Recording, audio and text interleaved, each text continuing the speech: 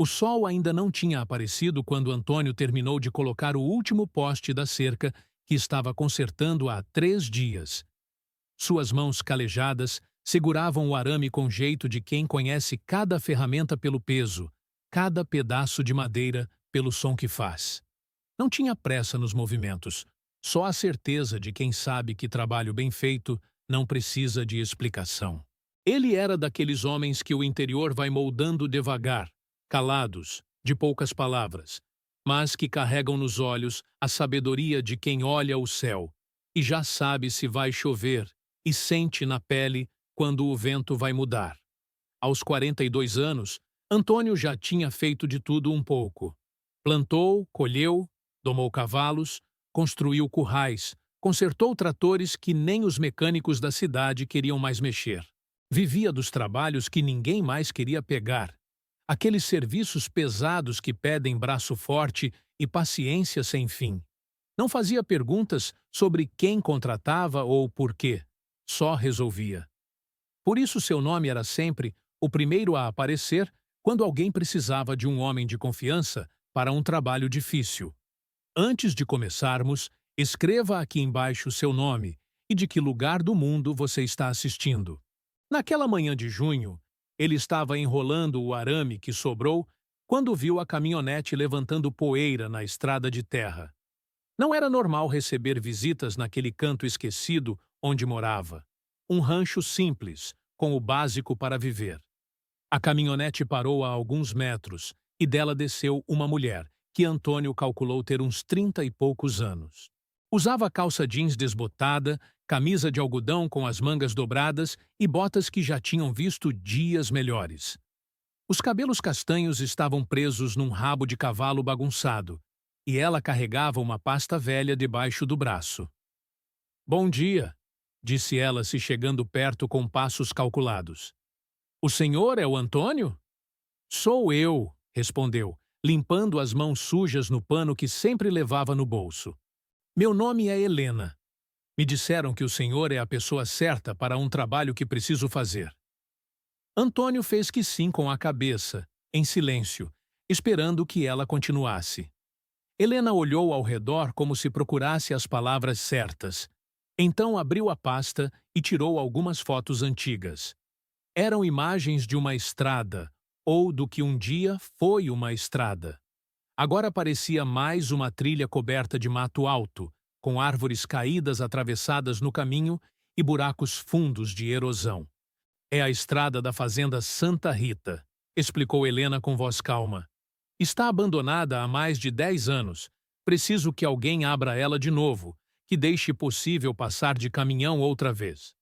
O nome da fazenda acertou Antônio como um soco na barriga, mas ele não deixou aparecer. Fazenda Santa Rita.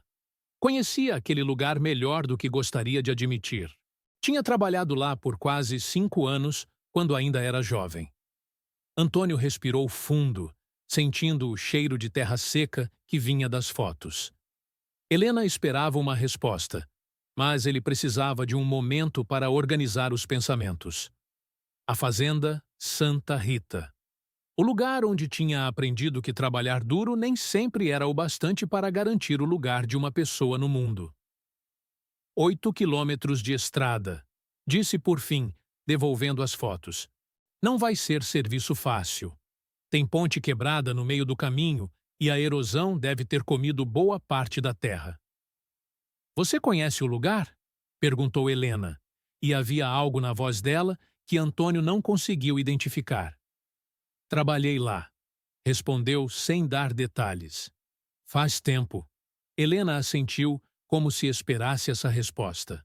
"Posso pagar 300 por semana.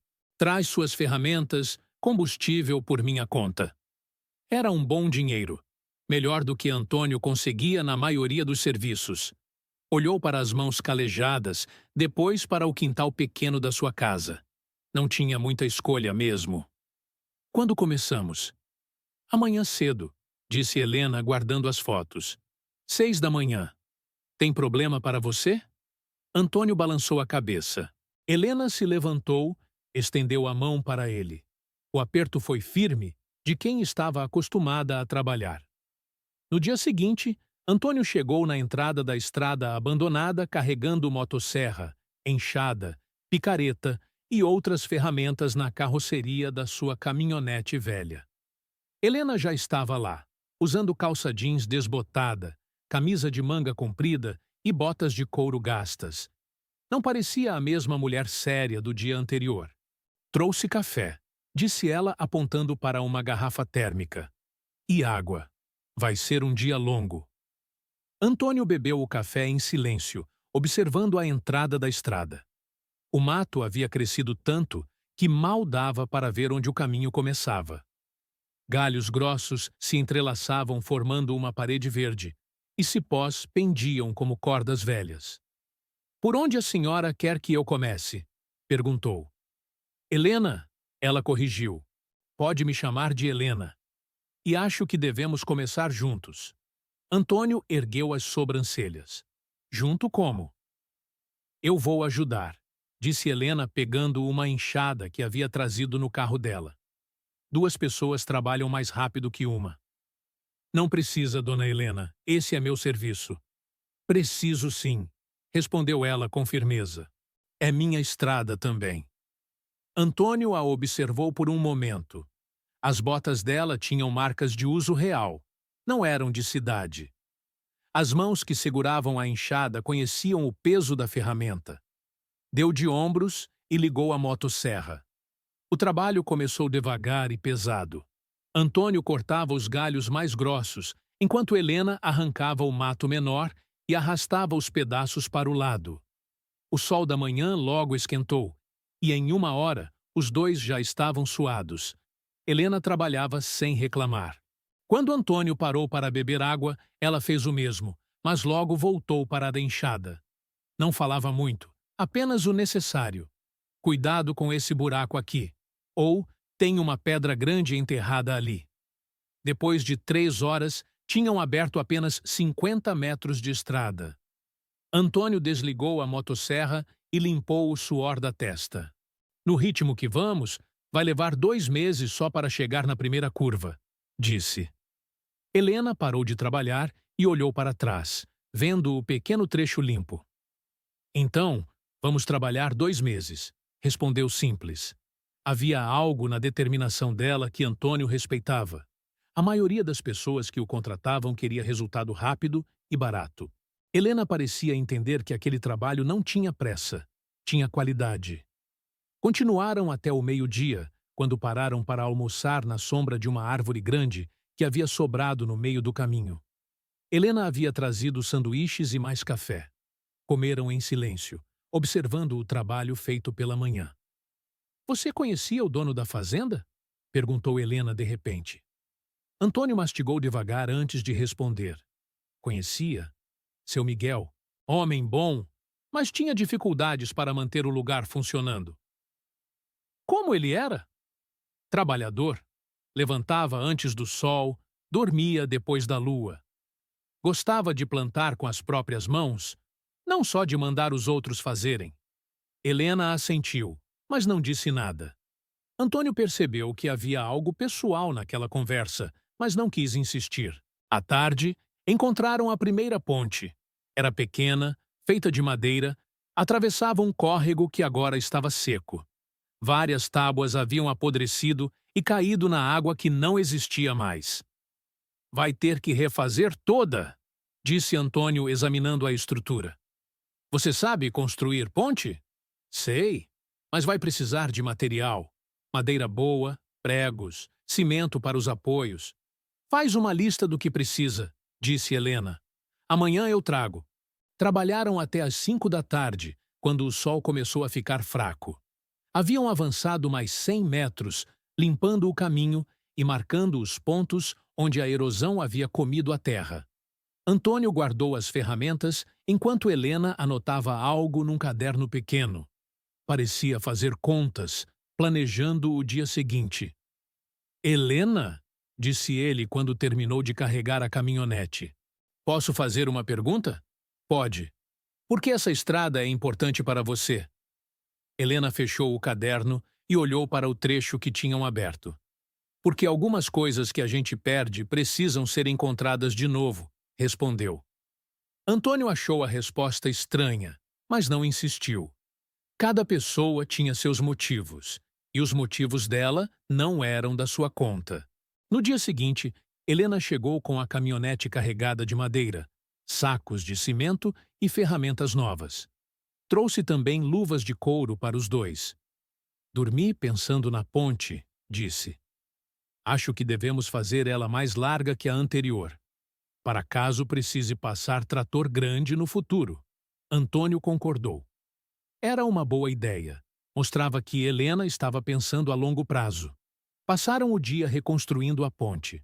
Antônio fazia os cálculos e cortava a madeira no tamanho certo. Helena ajudava a carregar as vigas pesadas e segurava as peças no lugar enquanto ele pregava. Era um trabalho que precisava de coordenação. Uma pessoa segurava, a outra martelava. Uma levantava, a outra aparafusava. Aos poucos, desenvolveram um ritmo silencioso, quase como uma dança de trabalho. No meio da tarde, quando estavam fixando a última tábua, Helena disse: Você trabalha bem. A senhora também, respondeu Antônio. Não esperava. Por que não esperava? Antônio parou de martelar. A maioria das pessoas que me contratam não sabe pegar numa ferramenta. Acham que trabalho braçal é coisa que se faz só com força. E não é? Não. Tem que ter cabeça também. Saber onde bater, como segurar, quando parar. Helena sorriu. Era o primeiro sorriso verdadeiro que Antônio via nela desde que se conheceram. No final da semana, tinham avançado 400 metros estrada adentro. Não era muito, mas era progresso sólido. A ponte nova estava firme, o caminho estava limpo e nivelado. Na sexta-feira à tarde, Helena disse que precisava buscar algumas coisas na fazenda antes de escurecer. Quer ir junto? Perguntou. Pode levar sua caminhonete. A estrada que abrimos já dá para passar. Antônio hesitou. Não tinha vontade de ver a sede da fazenda, a casa grande, os currais vazios. Mas a curiosidade foi mais forte. Seguiram devagar pela estrada recém-aberta. Antônio dirigia na frente. Helena vinha atrás. O caminho subia uma colina íngreme. Depois descia para um vale amplo. Quando chegaram na casa, Antônio sentiu um aperto no peito. Estava tudo como ele lembrava, só que mais velho e abandonado. A casa grande de madeira escura, a varanda comprida, os pilares grossos. O jardim havia virado mato, mas ainda dava para ver onde ficavam os canteiros de flores. Helena estacionou e ficou parada por um momento, apenas olhando. É menor do que eu lembrava, disse por fim. Você já tinha estado aqui antes? Quando era criança, respondeu Helena descendo do carro. Mas faz muito tempo. Entraram na casa juntos. O cheiro era de lugar fechado, misturado com madeira velha e terra. Boa parte dos móveis ainda estava lá, coberta por lençóis empoeirados. Helena foi direto para um quarto no fundo da casa. Antônio a seguiu, curioso. O quarto era pequeno, com uma cama de solteiro e uma janela que dava para o quintal dos fundos. Helena foi até um armário velho e abriu as portas. Lá dentro havia um baú de madeira. Me ajuda a tirar isso? Pediu. Antônio pegou o baú, que era pesado. Levaram para a sala e colocaram numa mesa grande. Helena abriu a tampa devagar. Lá dentro havia papéis amarelados, fotografias, alguns brinquedos antigos e roupas de criança. Meu tio guardava as coisas que eu esquecia aqui quando era pequena, disse ela pegando um desenho feito com giz de cera. Era um desenho de criança. Uma casa, uma árvore, um sol amarelo. Antônio observou enquanto Helena mexia nas coisas do baú. Havia cartas escritas com letra infantil, pedrinhas coloridas, um boneco de pano surrado. Eu passava as férias de verão aqui, contou Helena sem tirar os olhos das memórias. Meus pais trabalhavam muito, não tinham tempo. Então me mandavam para cá, ficar com o tio Miguel. Antônio sentiu o estômago apertar. Tio Miguel. Helena era sobrinha do seu Miguel. Ele era meu tio-avô, na verdade, continuou Helena. Irmão do meu avô, mas para mim era só tio Miguel. Ela pegou uma foto pequena, um homem alto, de chapéu de palha, sorrindo ao lado de uma menina de cabelos compridos. A menina devia ter uns 7 anos. Essa é você? Perguntou Antônio, embora já soubesse a resposta. Sou eu. Tinha 8 anos nessa foto. Antônio olhou a foto com cuidado. Lembrava do seu Miguel nessa época. Era mais novo, mais cheio de esperança. Ainda acreditava que a fazenda poderia dar certo. Ele falava de você, disse Antônio sem pensar. Helena levantou os olhos, surpresa. Falava? Falava. Dizia que tinha uma sobrinha na cidade, que ela gostava de plantar coisas no quintal quando vinha passar férias. Você se lembra disso? Me lembro. Seu Miguel gostava de falar da família. Helena voltou a mexer no baú, agora mais devagar. Pegou uma carta escrita com letra de criança. Querido tio Miguel, obrigada pelas férias. Vou sentir saudade da horta e do pé de manga. Prometo voltar ano que vem. Beijos, Helena. Leu a carta em silêncio. Depois, aguardou de novo. Ele morreu quando eu tinha 15 anos, disse. Deixou a fazenda para meu pai, que nunca quis saber de vida no campo. Então, ficou abandonada. Antônio assentiu. Lembrava do dia em que seu Miguel havia morrido. Foi no hospital da cidade, depois de uma pneumonia que não melhorava.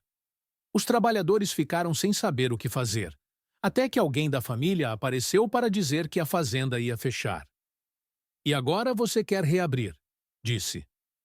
Quero, respondeu Helena fechando o baú. Não do jeito que era antes, mas quero que volte a ser um lugar onde as coisas crescem. Saíram da casa quando o sol já estava se pondo.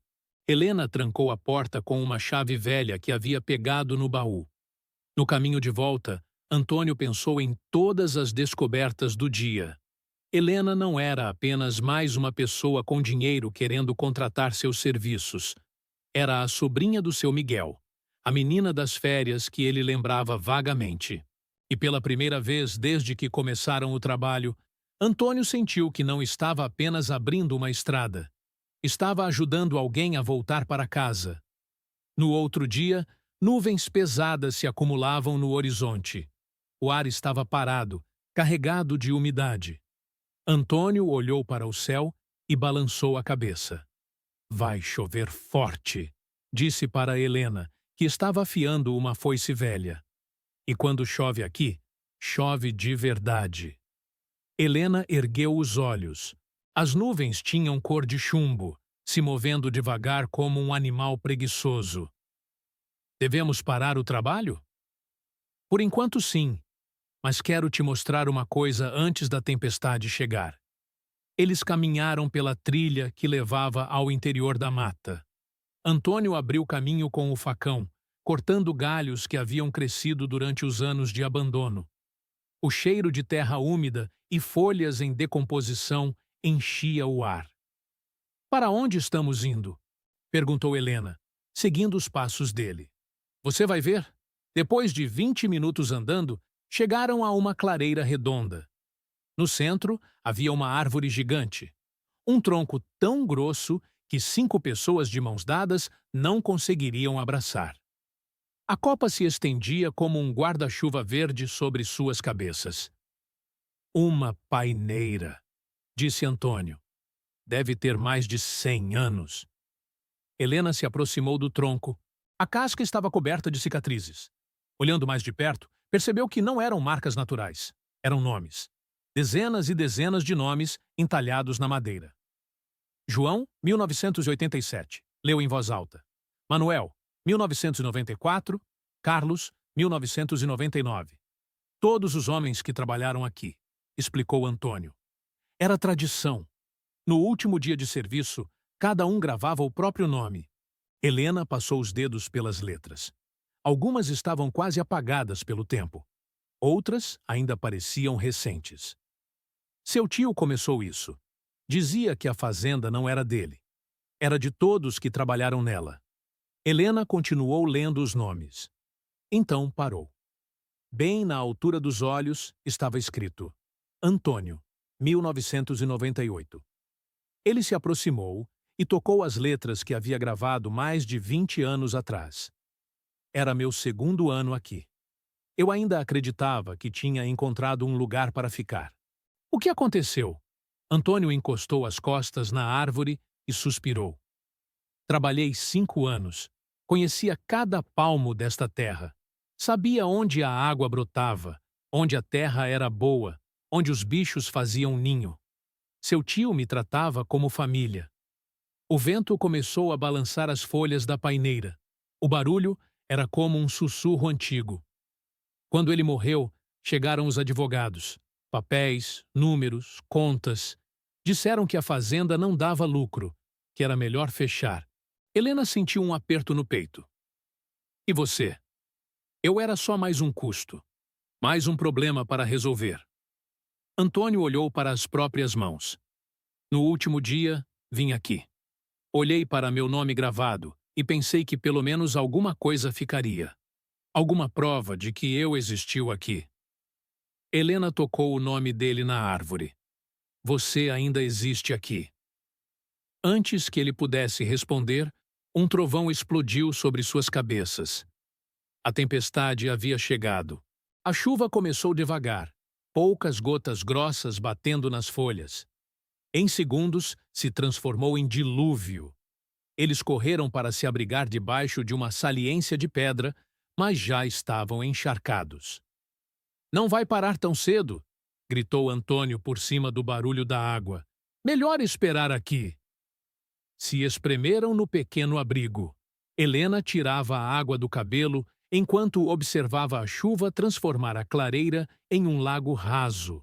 A paineira permanecia firme, suas raízes profundas bebendo a água que descia do céu. Foi então que o clarão cortou a escuridão. Um raio gigante, seguido de um trovão que fez a terra tremer. E logo depois, um cheiro que não era de chuva.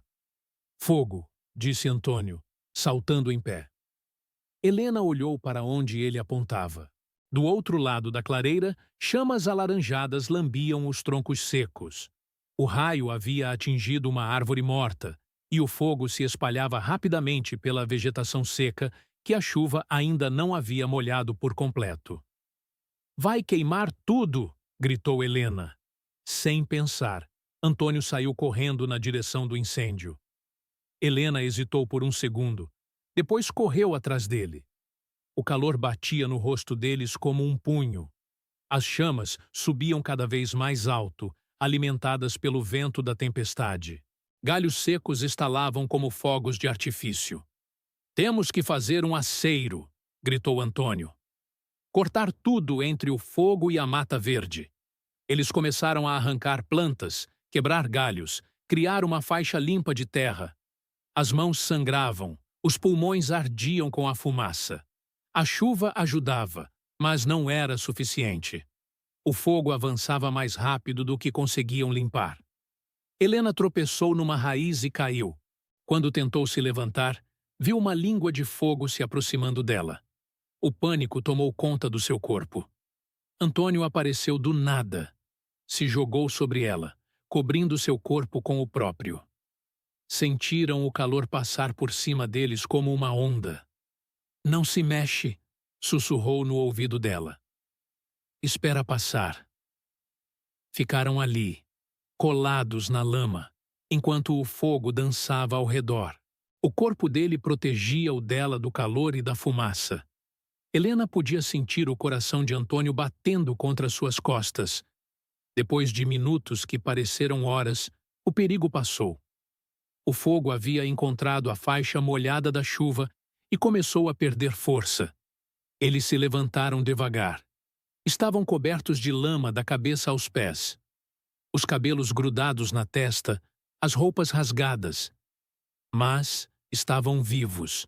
A paineira, disse Helena, olhando para a árvore gigante. Estava intacta. As chamas não haviam chegado até ela. Todos os nomes gravados no tronco continuavam ali, protegidos pela copa imensa. Antônio e Helena se olharam. No meio da fumaça e da lama, algo havia mudado entre eles. Não eram mais apenas empregado e empregadora. Eram duas pessoas que haviam lutado lado a lado, que haviam protegido uma a outra. Sem falar nada, Helena estendeu a mão. Antônio a pegou. Dedos sujos de terra e cinza se entrelaçaram. Obrigada, disse ela. Por quê? Por me proteger. Por confiar em mim. Antônio apertou a mão dela. Não é mais só um trabalho, disse ele. Isso aqui é nosso agora. Eles ficaram ali, de mãos dadas, olhando para a paisagem chamuscada. A chuva continuava caindo, lavando as cinzas, preparando a terra para brotar de novo. Helena olhou para a paineira, para os nomes gravados no tronco. Pensou no seu próprio nome.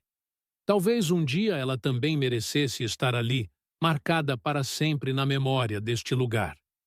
Antônio soltou a mão dela e caminhou até a árvore. Passou os dedos sobre seu nome de 20 anos atrás. Depois olhou para Helena. Desta vez vai ser diferente, disse. Desta vez nós vamos ficar. A tempestade começou a perder força. Entre as nuvens apareceram os primeiros raios de sol. A mata fumegava, mas estava salva. E eles estavam juntos, unidos por algo mais forte que um contrato de trabalho. Era uma parceria de verdade, nascida no fogo e selada na lama. Na semana seguinte, Antônio acordava antes do sol e encontrava Helena já de pé, tomando café preto na varanda. Ela havia mudado depois do incêndio. Falava menos, mas trabalhava mais. As mãos dela estavam cheias de calos novos. Hoje vamos terminar aquele trecho perto do córrego, disse ela, ajustando o chapéu de palha que havia comprado na cidade. Antônio concordou com um gesto. Aquela parte da estrada era a pior. O terreno tinha afundado com as chuvas dos últimos anos, formando uma cratera de 2 metros de profundidade. Seria preciso aterrar tudo e refazer a base. Chegaram no local carregando enxadas, picaretas e uma carriola velha. O buraco estava cheio de água parada e lama fedorenta. Moscas voavam em círculos sobre a superfície escura. Vamos ter que drenar primeiro, disse Antônio, estudando o problema.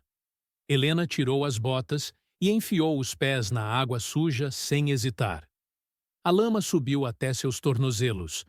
Antônio a observou, impressionado. 3 semanas atrás, ela não seria capaz de fazer isso. Por aqui a água escorre melhor, disse ela, apontando para uma depressão no terreno. Trabalharam em silêncio por 2 horas, abrindo valas para escoar a água. O sol já estava alto quando Antônio enfiou a picareta mais fundo no solo encharcado. O metal bateu em algo duro. Pedra, murmurou, tentando cavar ao redor. Mas não era pedra. Era um cano de ferro, grosso como um braço, que corria embaixo da terra. Antônio seguiu a tubulação com as mãos, sentindo a direção que ela tomava. Helena, venha ver isso. Ela se aproximou, curiosa. Antônio havia descoberto que o cano saía da encosta do morro e descia em direção ao vale. Era muito antigo, coberto de ferrugem, mas ainda sólido. Será que é esgoto? Perguntou Helena. Não. Pela posição deve ser água. Antônio decidiu seguir o cano morro acima. Helena o acompanhou, pisando entre as pedras soltas. A tubulação sumia e aparecia entre a vegetação, sempre subindo. Depois de 100 metros de caminhada, chegaram a uma área onde o terreno estava mais úmido. O chão fazia ruídos estranhos sob os pés deles. Antônio se abaixou e começou a cavar com as mãos.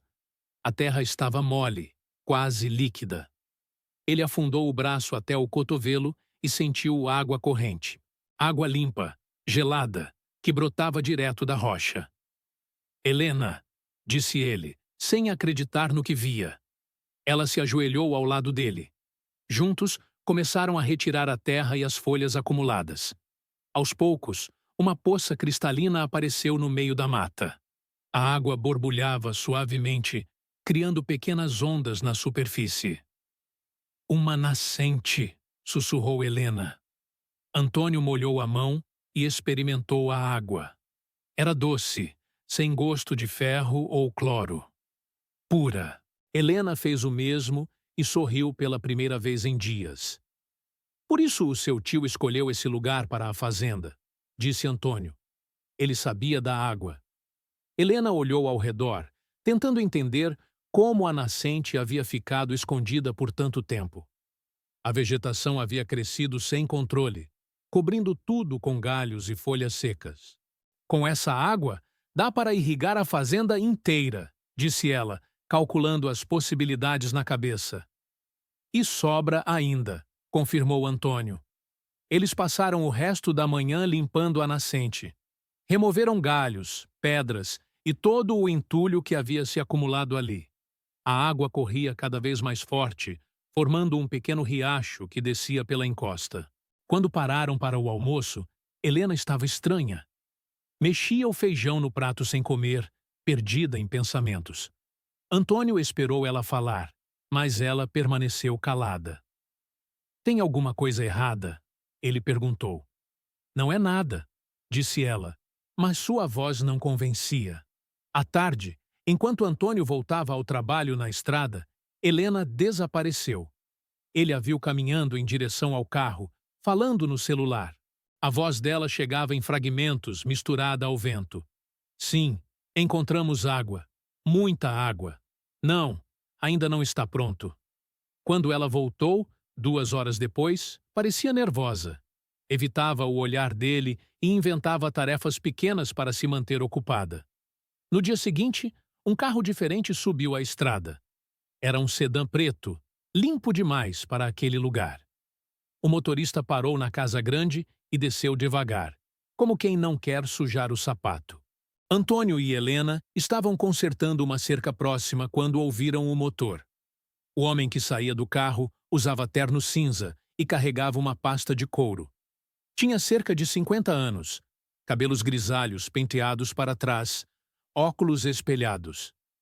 Helena, disse ele acenando com a mão. Ela parou de trabalhar imediatamente. Limpou as mãos na camisa e foi ao encontro dele. Antônio continuou martelando as estacas da cerca, mas prestava atenção na conversa. Otávio, disse Helena, não esperava você aqui.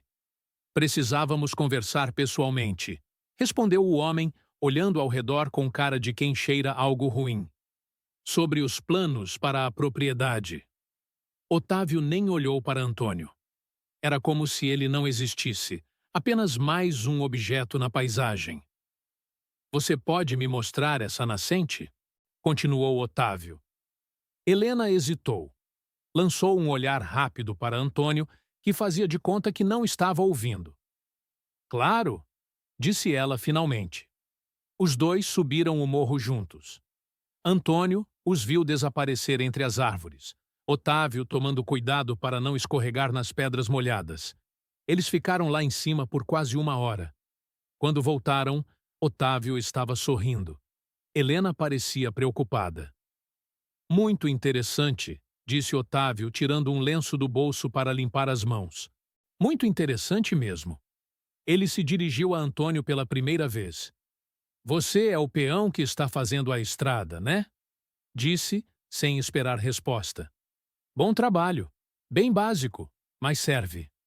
Antônio sentiu o sangue subir à cabeça, mas se controlou. Continuou martelando a estaca, mais forte do que era necessário. Helena, precisamos conversar sobre cronogramas, disse Otávio. Tenho alguns contatos que ficariam muito interessados nessa água. Eles entraram na casa grande. Antônio ficou sozinho no terreiro, ouvindo o eco das vozes que saíam pelas janelas abertas. Não conseguia entender as palavras, mas o tom da conversa era tenso. 2 horas depois, Otávio saiu da casa e foi embora sem se despedir. Helena apareceu na varanda, mas não desceu.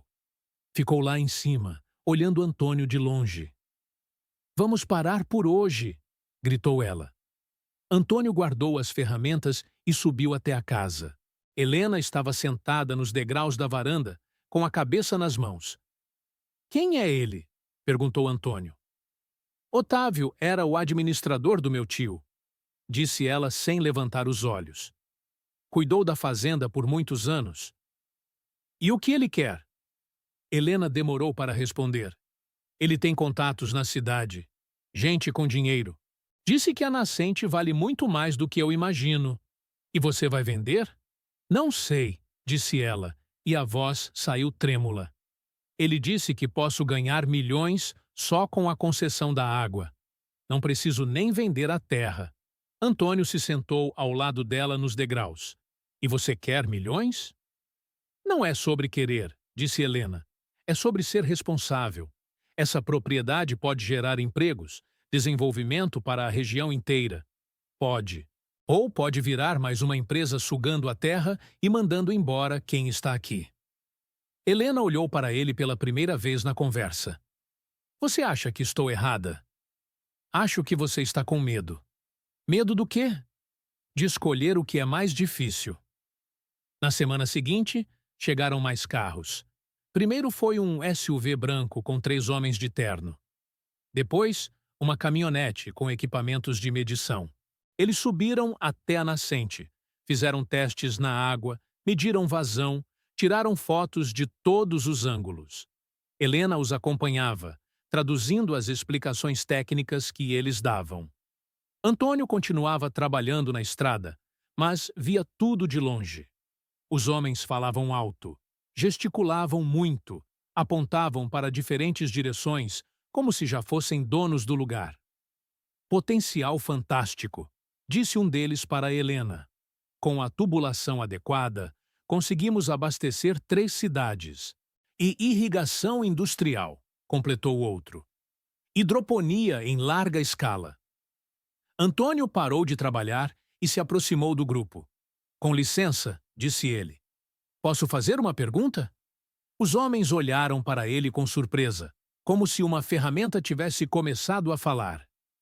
E as nascentes pequenas que vão secar, continuou Antônio. E os bichos que dependem dessa água. Um dos homens riu. Não se preocupe com isso, amigo. Vamos fazer tudo dentro da lei. A lei permite, mas a terra aguenta? O homem parou de rir. Você entende de hidrologia? Entendo de água. Moro aqui há 20 anos. Ah, disse o homem virando as costas. Helena, vamos continuar a reunião na casa? Eles se afastaram, deixando Antônio sozinho. Helena olhou para trás uma vez, mas não disse nada. À noite, ela apareceu na porta do barraco onde Antônio dormia. Posso entrar? Ele acenou que sim. O barraco era simples. Uma cama, uma mesa, 2 cadeiras, um fogão a lenha. Helena se sentou numa das cadeiras. Eles ofereceram 15 milhões, disse ela. Pela água? Só pelos direitos de exploração. Eu mantenho a propriedade. Antônio não respondeu. Mexeu no fogão e colocou água para esquentar. 15 milhões, repetiu Helena. Dá para reconstruir a fazenda inteira, contratar 50 famílias, fazer tudo do jeito certo. Do jeito de quem? Do meu jeito. Com o dinheiro deles? Helena suspirou. Qual é a diferença? A diferença é que quando você aceita o dinheiro deles, você aceita as regras deles. Pode não ser hoje, pode não ser amanhã, mas uma hora eles vão cobrar. Antônio serviu chá de erva cidreira nos 2 copos de vidro que tinha. E se eu não aceitar? Perguntou Helena. E se eu tentar fazer tudo sozinha e der errado? Aí sim vou ter que vender a terra inteira. Pode dar errado mesmo, concordou Antônio. Mas pelo menos vai ser seu erro. Helena tomou o chá em silêncio. Pela janela aberta, eles ouviam os grilos cantando na mata. Tenho uma coisa que não te contei, disse ela finalmente. Antônio esperou. Minha família está pressionando para eu aceitar a tua oferta. Meu pai, meus irmãos, todo mundo. Dizem que estou sendo irresponsável. E você acha que está? Às vezes. Por quê? Porque talvez eles tenham razão. Talvez 15 milhões possam fazer mais bem do que eu tentando plantar feijão. Antônio colocou o copo vazio sobre a mesa. 15 milhões vão fazer bem para quem? Para todos. Para o Otávio? Ele ganha uma comissão. Para os investidores? Eles vão ter lucro, claro. Para você? Helena hesitou. Vou ter dinheiro para investir em outras coisas. E para a terra? Para a nascente? Para os bichos? Para as pessoas que vivem aqui? Helena não respondeu. Eles vão sugar toda a água e ir embora, disse Antônio. E quando a terra estiver seca, 15 milhões não vão fazer crescer uma espiga de milho. No dia seguinte, chegaram mais carros. Dessa vez eram 8 pessoas, engenheiros, advogados, representantes de empresas. Montaram mesas no terreiro da Casa Grande, espalharam mapas e projetos. Antônio continuou trabalhando, mas agora tinha que desviar dos carros que subiam e desciam a estrada. Os homens de terno não cumprimentavam ele. Alguns nem olhavam. Era como se fosse invisível. Durante a tarde, ouviu fragmentos da reunião. Captação de 50 mil litros por hora. Rede de distribuição para 5 municípios. Retorno do investimento em 18 meses. Helena participava das conversas, mas Antônio percebia que ela falava pouco. Principalmente respondia perguntas e assinava onde mandavam. No final do dia, depois que todos foram embora, ela se aproximou dele. Eles querem uma resposta até sexta-feira, disse. E você já decidiu? Ainda não. Mas o tom de voz dela dizia outra coisa. Antônio cruzou os braços e olhou direto nos olhos dela. Então me conta uma coisa, Helena. Por que não me disse quem você é de verdade? Ela desviou o olhar, mexendo nervosa nas mãos sujas de terra. Do que você está falando? Vi os papéis que o Otávio deixou cair da pasta. Helena Cardoso Mendes, Grupo Mendes. Você não é só a sobrinha do dono. Você é dona de tudo isso. O silêncio pesou entre eles como uma pedra no peito. Helena encostou no tronco da paineira, a mesma onde ele havia entalhado seu nome anos atrás. Antônio, eu posso explicar. Explicar o quê? Que me contratou como seu empregado enquanto brincava de ser gente comum? Que riu das minhas histórias sobre trabalhar aqui, sabendo que sua família me dispensou como lixo? As palavras saíram mais duras do que ele queria, mas a raiva estava queimando por dentro. Durante semanas, ele havia se sentido parceiro dela, igual. Havia dividido memórias, suor, esperanças, e tudo não passava de teatro. Não foi assim! Helena se afastou da árvore, as mãos tremendo. Eu nunca ri de você. Nunca. Então, por que mentiu? Por quê? Ela respirou fundo, lutando contra as palavras. Por que queria que você me visse como Helena? Só Helena. Não como a herdeira do Grupo Mendes. Não como a neta do empresário. Não como a menina rica brincando de fazendeira. Antônio balançou a cabeça, amargo. E eu que nem desconfiei. Claro que você sabia onde ficava a nascente. Claro que conhecia cada canto desta terra. Deve ter rido muito da minha cara. Eu nunca ri de você. A voz dela subiu, carregada de desespero. Antônio, eu tinha 8 anos quando vim aqui pela última vez.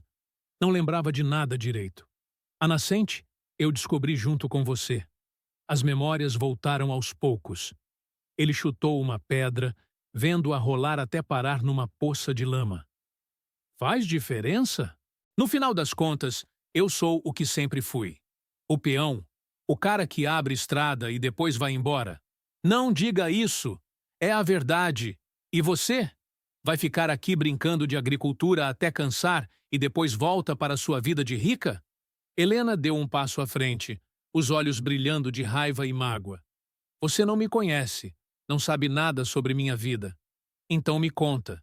Ela ficou quieta por um longo momento, olhando para as próprias mãos calejadas pelo trabalho das últimas semanas. Meu avô construiu o Grupo Mendes comprando terras de gente como você. Meu pai expandiu o negócio, transformando fazendas familiares em unidades produtivas. Tudo muito eficiente, muito lucrativo. E eu cresci odiando isso. Antônio a observou, tentando entender se era verdade ou mais uma história bonita. Quando o tio Jorge morreu e deixou esta fazenda para mim, minha família ficou furiosa. Queriam vender tudo para investidores, transformar em mais uma propriedade industrial. Eu disse que não. E por que não vendeu? Por quê? Ela engoliu em seco. Porque lembrei dos verões que passei aqui, das histórias que o tio Jorge contava sobre os trabalhadores antigos, de como ele respeitava vocês. E pensei que talvez pudesse fazer diferente. Um barulho de motor cortou a conversa. O carro de Otávio subia a estrada recém-aberta, seguido por outros 2 veículos pretos e reluzentes.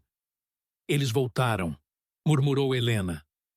Antônio viu os homens de terno descendo dos carros, carregando pastas e tablets.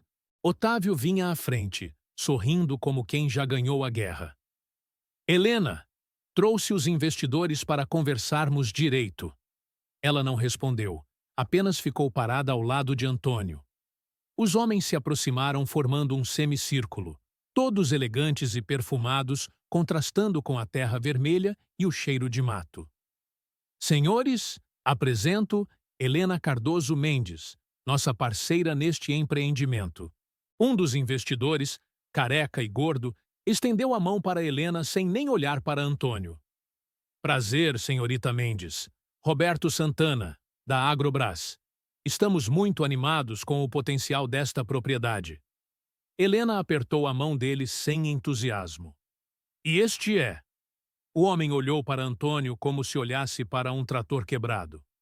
Ah, este é o peão que abriu a estrada? Disse Otávio desdenhoso. Antônio alguma coisa. Bom trabalhador. A palavra peão atingiu Antônio como um soco no estômago. Ali estava, reduzido ao que sempre foi. Uma ferramenta, um par de braços. Bom, continuou Roberto, vamos ao que interessa. A nascente que vocês descobriram muda tudo. Com a água garantida, podemos implementar irrigação automatizada em toda a extensão. Soja no período seco, milho no chuvoso. Produtividade máxima. Outro investidor, mais novo e de óculos, abriu o tablet. Nossos cálculos indicam retorno de 300% nos primeiros 5 anos. É só derrubar a mata nativa improdutiva, nivelar o terreno, instalar os sistemas. Helena escutava em silêncio, o rosto fechado. Antônio conhecia aquela expressão. Era a mesma de quando ela enfrentava uma erosão difícil na estrada. E a casa? Perguntou ela. Demolimos, respondeu Roberto sem pensar 2 vezes. No lugar construímos um escritório moderno para a administração, muito mais eficiente. E os trabalhadores locais? Otávio riu. Helena, você sabe que a agricultura moderna precisa de poucos funcionários. 3 ou 4 operadores de máquinas no máximo. O resto é desperdício. Antônio sentiu o sangue ferver. Era exatamente o que havia acontecido 10 anos atrás. As pessoas saindo, as casas sendo derrubadas, a terra virando número numa planilha. Qual o valor do investimento? Helena perguntou, a voz neutra. 15 milhões, disse Roberto orgulhoso.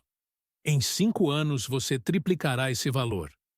E eu preciso colocar quanto? Nada. Apenas ceder a propriedade para a sociedade. Nós cuidamos de tudo. Helena assentiu devagar, como se estivesse processando a proposta. Antônio sentiu o coração afundar. Era isso, então. Ela ia aceitar. Ia entregar tudo para os homens de terno e voltar para sua vida de herdeira. Posso ter um tempo para pensar? Claro, sorriu Roberto. Mas não muito tempo.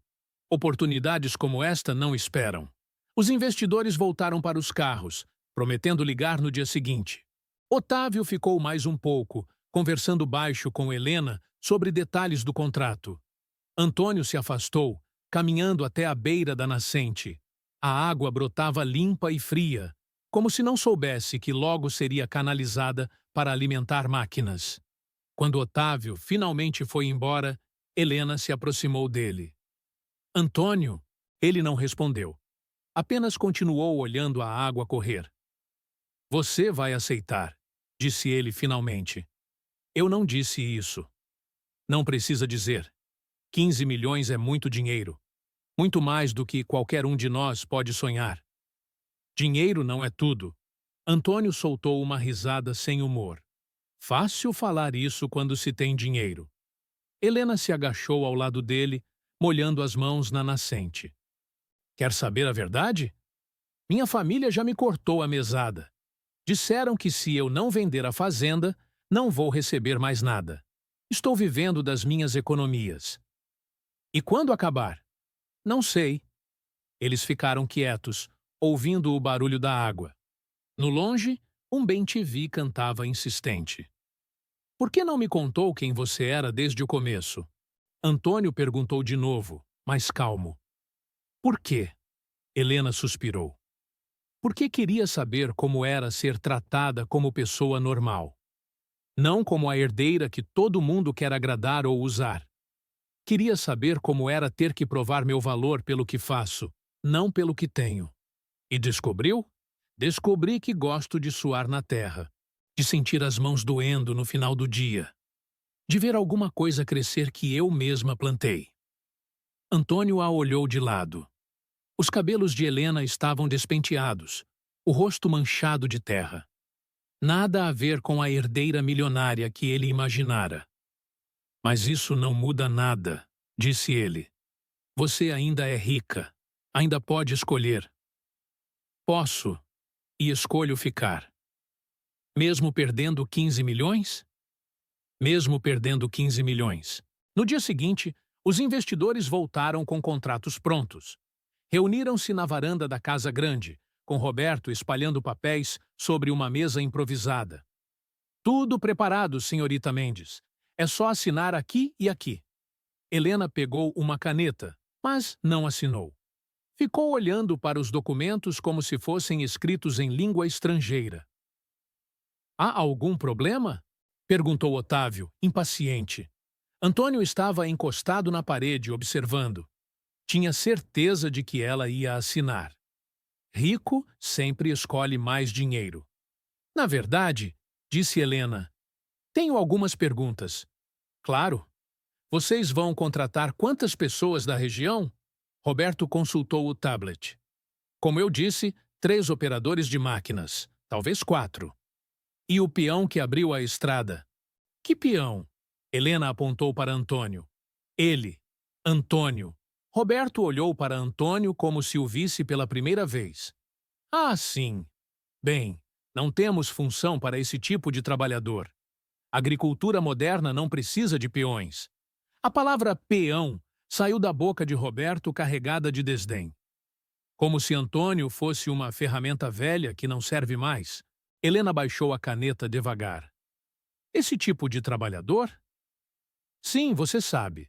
Trabalho braçal, coisa do passado. Antônio conhece esta terra melhor que qualquer um de nós. Trabalhou aqui por 5 anos. Sabe onde planta cada coisa, conhece o clima, os ciclos. Roberto riu. Senhorita, com todo respeito, isso é romantismo. Agricultura hoje é ciência. GPS, análise de solo, irrigação computadorizada. Não precisamos de folclore rural. Antônio sentiu as faces queimarem. Folclore rural. Era assim que viam seu conhecimento, sua experiência. Folclore rural? A voz de Helena ficou perigosa. Sim, essas técnicas antigas não servem para produção em escala. São só curiosidades. Helena se levantou devagar. Antônio conhecia esse movimento. Era o mesmo de quando ela se preparava para arrancar um toco teimoso. Otávio, você também pensa assim? Helena, seja racional. Você não pode levar emoção para negócios. Emoção? Helena olhou para todos eles, um por um. Vocês acham que é emoção reconhecer o valor das pessoas? O importante é a eficiência, disse Roberto, começando a ficar irritado. E as pessoas? As pessoas se adaptam. É o progresso. Helena pegou os contratos e ficou olhando para eles por um longo momento. Antônio prendeu a respiração. Sabem o que vocês vão fazer com esta fazenda? Ela disse, a voz baixa, mas firme. Vão transformar ela numa fábrica. Vão arrancar cada árvore, matar cada nascente pequena, expulsar cada família que depende desta terra. É o preço do desenvolvimento, retrucou Roberto. E sabem o que vão fazer com pessoas como Antônio? Vão jogar elas fora, como lixo, como se 50 anos de conhecimento não valessem nada. Helena, Otávio tentou intervir. Não!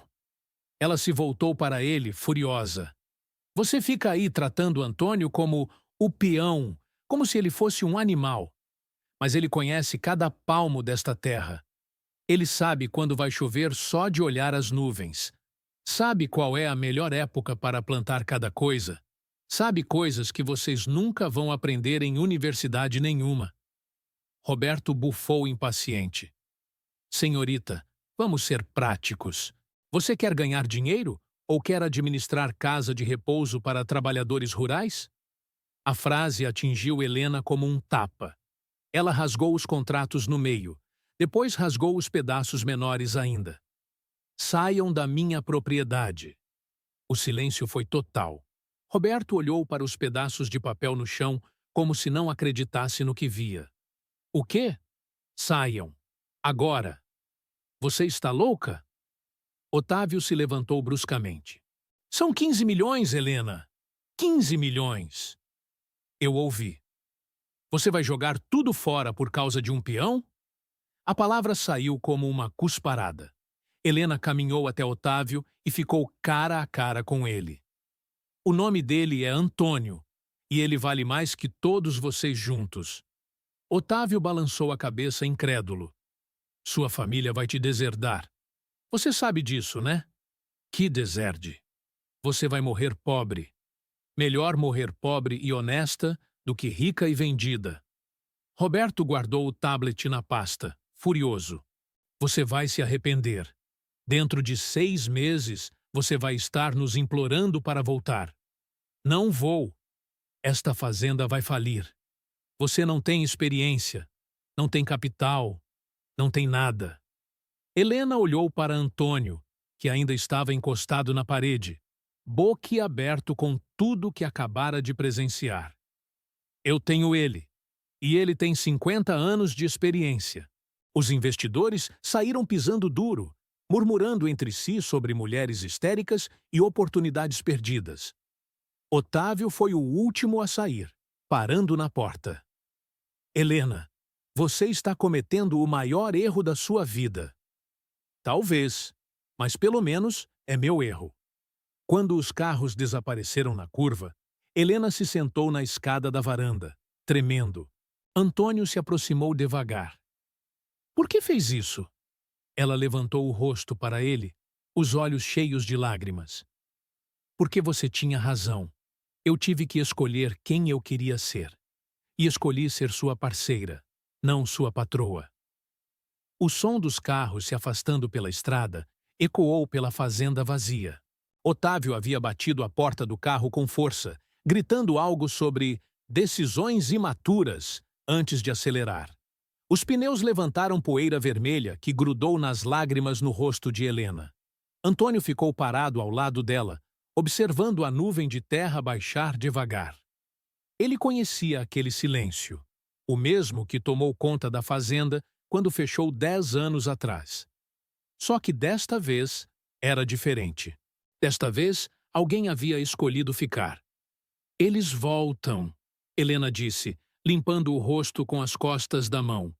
Minha família, os investidores, vão tentar me convencer. E você? Ela olhou para a casa grande, para os telhados que eles mesmos haviam consertado, para a estrada que abriram metro por metro. Eu fico. Antônio assentiu devagar. Caminhou até a caminhonete velha e tirou uma garrafa d'água do banco. Ofereceu para ela. Então, vamos trabalhar. Os próximos dias foram silenciosos, mas de um jeito produtivo. Helena ligou para o gerente do banco, pedindo acesso às suas economias pessoais. Antônio fez uma lista do que precisavam, não em papel, mas na cabeça, como sempre fazia. José conhece plantas desde menino, ele disse numa tarde, sentado na varanda, enquanto ela calculava números num caderno velho. O pai dele plantava sem veneno, só com o que a terra dava. Raimundo entende de água melhor que qualquer engenheiro. Helena parou de escrever. Você quer chamá-los? Depende. Você quer fazer as coisas do jeito certo? Ela fechou o caderno. Quero.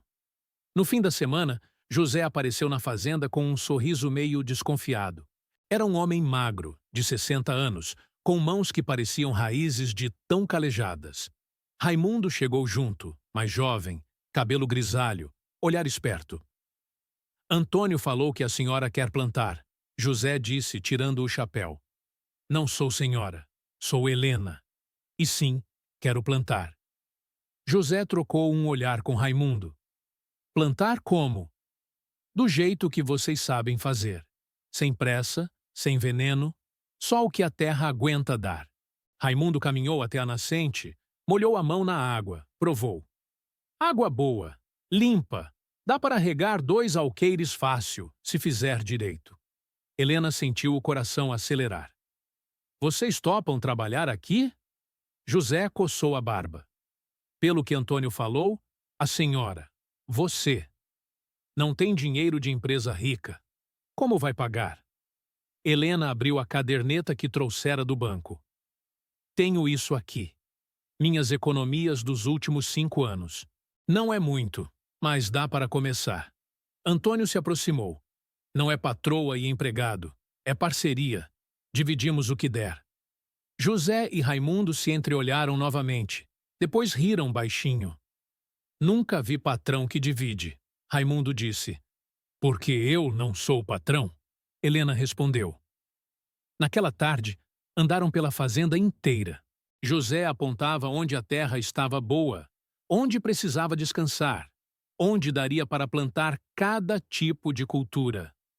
Raimundo desenhava na areia o sistema de irrigação que podiam fazer com canos simples e a água da nascente. Primeiro milho e feijão, José explicou, agachado no chão. Planta junto, um ajuda o outro. Depois abóbora nas beiradas. Verdura perto de casa, onde a água chega fácil. Helena anotava tudo, mas mais que isso, prestava atenção no jeito que os homens olhavam para a terra. Era o mesmo olhar que Antônio tinha, de quem entendia a linguagem silenciosa do solo, da chuva, das estações. À noite, José e Raimundo foram embora, prometendo voltar segunda-feira. Helena ficou na varanda com Antônio, ouvindo o barulho dos grilos. Acha que vai dar certo? Ela perguntou. Vai dar trabalho. Isso não é resposta. Antônio acendeu um cigarro de palha. Trabalho que vale a pena sempre dá certo, de um jeito ou de outro. O telefone dela tocou.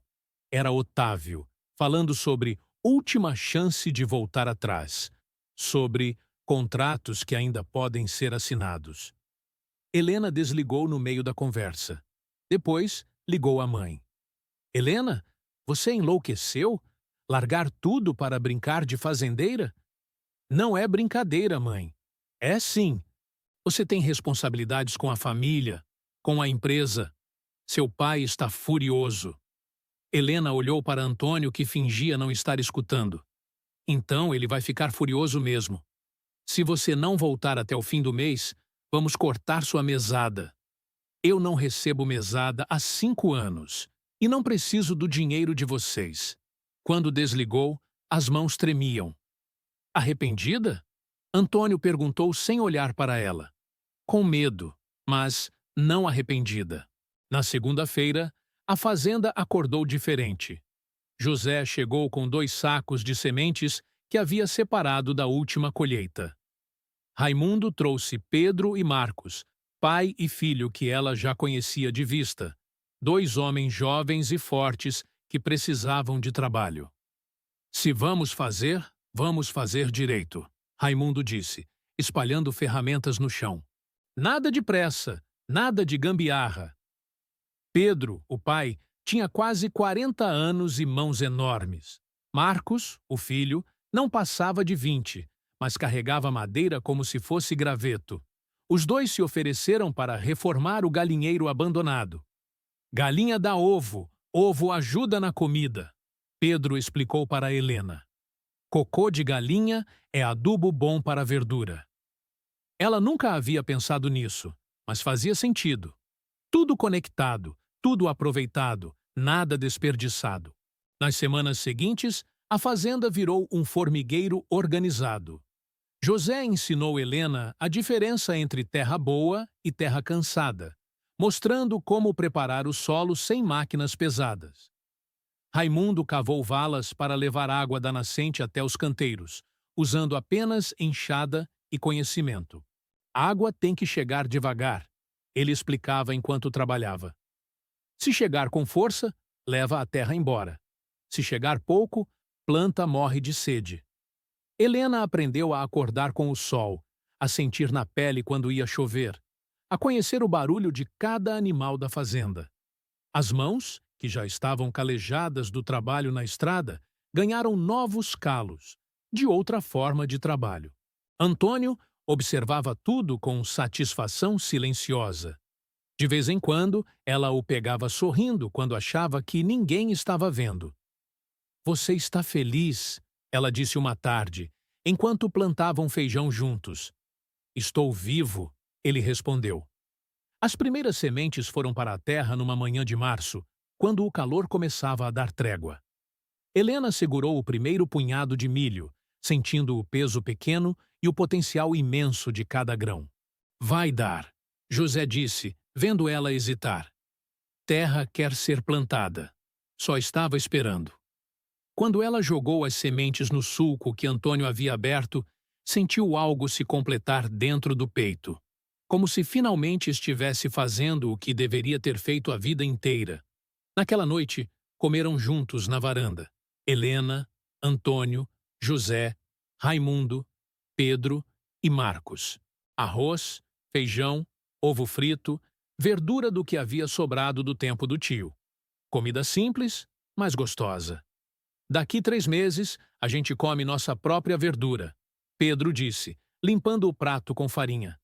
"Daqui 6 meses, nosso próprio milho", José completou. Helena olhou ao redor da mesa, para os rostos cansados mas satisfeitos, para as mãos sujas de terra, para Antônio que finalmente parecia em casa de novo. Pela primeira vez em muito tempo, o futuro não assustava. Os primeiros tomates chegaram em dezembro, vermelhos e pesados como promessas cumpridas. Helena segurava um na mão, ainda morno do sol da manhã, quando o caminhão da cooperativa subiu a estrada. "Produto de primeira", disse o comprador, mordendo uma fatia. "Sem química nenhuma, né? A gente sente a diferença." Antônio assistia de longe, encostado na cerca. 3 meses de trabalho duro transformados em caixas organizadas, prontas para seguir até a capital. Helena assinou o contrato de fornecimento mensal, mãos tremendo de emoção contida. "Vai dar certo", murmurou para si mesma. A equipe cresceu devagar, como tudo ali. José chegou em janeiro, carregando uma sacola de sementes crioulas guardadas há décadas. Homem de 60 anos, conhecia cada praga e cada solução que a natureza oferecia. "Planta companheira é isso aqui", explicava aos mais novos, apontando para manjericão crescendo entre os tomateiros. "Uma protege a outra, igual gente." Raimundo veio depois, especialista em irrigação, que montou um sistema engenhoso usando a nascente descoberta meses antes. Canos de PVC serpentavam entre os canteiros, levando água limpa onde era preciso. Pedro e Marcos, pai e filho, completaram o time. O mais velho ensinava paciência ao rapaz de 20 anos, que queria plantar tudo de uma vez. "Terra não tem pressa", Pedro dizia, pegando um punhado de solo escuro. "A gente que tem." Helena mudou junto com a fazenda. Os cabelos longos foram cortados na altura dos ombros, mais práticos para o trabalho. As roupas caras deram lugar a calças velhas e camisetas manchadas de terra. As unhas, antes sempre feitas, agora carregavam sujeira honesta, que sabão comum não tirava completamente. "Você não parece mais aquela mulher que chegou aqui", comentou Antônio uma manhã, vendo-a reparar acerca dos porcos. "Que bom", ela respondeu, martelando o arame. Eu não era feliz sendo aquela mulher. Os desafios chegaram como chuva no sertão, de repente e com força. Uma praga de pulgões atacou o milho em março. Helena entrou em pânico, mas José trouxe a solução. Uma mistura de alho e sabão de coco que espantou os bichos sem envenenar a terra. "Químico mata tudo", ele explicou, borrifando a solução caseira. "Nosso jeito mata só o que precisa morrer." O trator quebrou 2 vezes. Na primeira, gastaram uma semana procurando peças usadas em ferro-velhos da região. Na segunda, Pedro descobriu que era só fio desencapado. "Máquina é igual pessoa", filosofou. "Quando bem tratada, dura a vida toda." A erosão ameaçou o plantio de feijão depois de uma chuva forte em abril. Todos trabalharam 3 dias seguidos, fazendo curvas de nível e plantando capim para segurar o solo. "Terra que vai embora não volta mais", Antônio explicava aos mais novos, cavando valetas de drenagem. "É igual confiança." Helena aprendia cada lição com a humildade de quem reconhecia sua ignorância. Perguntava sobre tudo, anotava dicas em um caderno já amarelado pelo uso. Por que plantar mandioca aqui e não ali? Como saber se a terra está pronta? Quantos dias entre o plantio e a primeira rega? Antônio respondia com paciência, vendo nela algo raro. Uma herdeira que queria aprender, não apenas mandar. Os meses passaram marcados pelas colheitas. Abóboras em maio, enormes e alaranjadas. Quiabo em junho, verdinho e tenro. Cada caixa que saía da fazenda carregava o orgulho de quem plantou com as próprias mãos. A cooperativa aumentou os pedidos. Restaurantes da capital começaram a encomendar verduras específicas. Uma escola interessou-se pelos ovos das galinhas caipiras. "Mercado para produto de qualidade sempre tem", dizia o comprador da cooperativa, carregando mais uma remessa. "O problema é encontrar quem produz de verdade." 1 ano depois do primeiro dia de trabalho na estrada, Helena e Antônio se sentaram na varanda da casa grande, agora reformada com simplicidade. O pôr do sol pintava os campos de dourado, o mesmo dourado do milho pronto para a colheita. "Você se arrepende de alguma coisa?" Helena perguntou, segurando uma xícara de café. Antônio demorou para responder, olhando a estrada que eles haviam reaberto juntos. "De nada", disse finalmente. "E você?" "De nada", ela repetiu. "Nem dos gritos da minha família, nem do dinheiro que não ganho mais, nem das madrugadas acordando cedo para ordenhar as vacas." A estrada significava mais que 8 quilômetros de terra batida. Era o caminho de volta para casa, para o pertencimento que ambos haviam perdido de formas diferentes. Para Antônio, era prova de que podia ser mais que o peão descartável. Para Helena, era confirmação de que valia mais que o sobrenome herdado. A fazenda Santa Rita renasceu pequena, mas verdadeira. Não tinha a grandiosidade industrial que os investidores imaginavam, mas possuía algo mais valioso: a autenticidade construída com suor honesto, não com cheques assinados em escritórios distantes. No final de dezembro, Helena criou um memorial simples na entrada da propriedade. Uma placa de madeira com os nomes de todos que ajudaram a reconstruir aquele lugar: Antônio, José, Raimundo, Pedro, Marcos e tantos outros que contribuíram com trabalho, conhecimento ou amizade. "Para que ninguém seja esquecido", ela disse, fixando a placa no poste. Antônio leu os nomes gravados, incluindo o seu no topo da lista. Pela primeira vez em muito tempo, sentiu que pertencia a algum lugar. Não como empregado, mas como parceiro de uma construção maior que qualquer um deles. A fazenda floresceu baseada em pessoas, não em capital. Cada decisão passava pela mesa da cozinha, onde todos tinham voz. Cada lucro era dividido de forma justa. Cada erro virava aprendizado compartilhado. Enquanto o sol desaparecia atrás das montanhas, Helena e Antônio planejavam a próxima safra. Haveria mais milho, novos canteiros de verduras, talvez algumas frutíferas. O futuro chegava devagar, construído dia após dia, com a paciência de quem aprendeu que as melhores coisas crescem no tempo certo. Agora queremos saber o que achou. De 0 a 10, qual nota essa história merece?